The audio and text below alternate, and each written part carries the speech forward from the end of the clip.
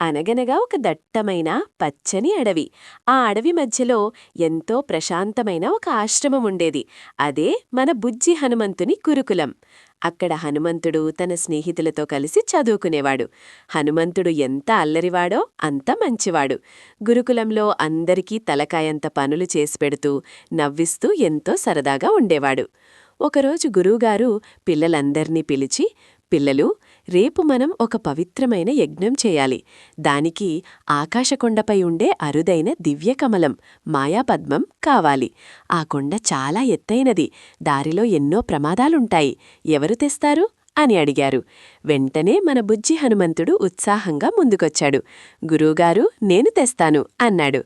అతనితో పాటు అతని ప్రాణస్నేహితులైన సుగ్రీవుడు, అంగదుడు కూడా బయలుదేరారు.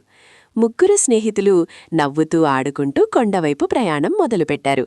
దారిలో పెద్ద పెద్ద బండరాళ్ళు, ముళ్ల పొదలు, వేగంగా పారే వాగులు వచ్చాయి.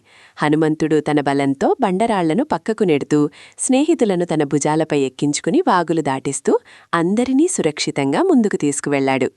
చివరికి వాళ్లు ఆకాశకొండ శిఖరానికి చేరుకున్నారు.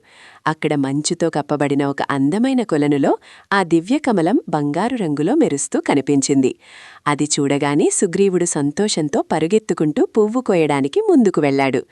కాని కొలనుగట్టున నాచు ఉండటం వల్ల సుగ్రీవుడి కాలు జారింది. అమ్మా హనుమాన్, నన్ను రక్షించు అని అరుస్తూ లోతైన కొలనులోకి పడిపోతున్నాడు. కొలనులో పెద్ద పెద్ద మొసళ్ళు కూడా ఉన్నాయి.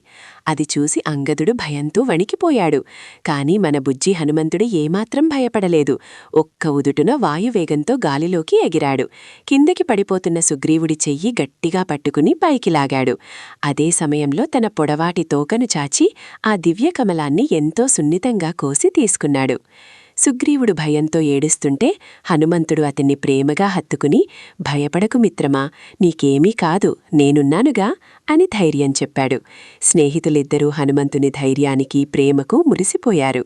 సంతోషంగా గురుకులం చేరుకున్న పిల్లలు ఆ దివ్యకమలాన్ని గురువుగారికి ఇచ్చారు.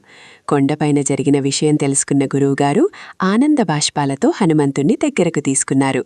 నాయనా హనుమా, నీకు అపారమైన బలం ఉంది. కాని ఆ బలాన్ని నువ్వు నీ స్నేహితులను కాపాడుకోవడానికి ఉపయోగించావు.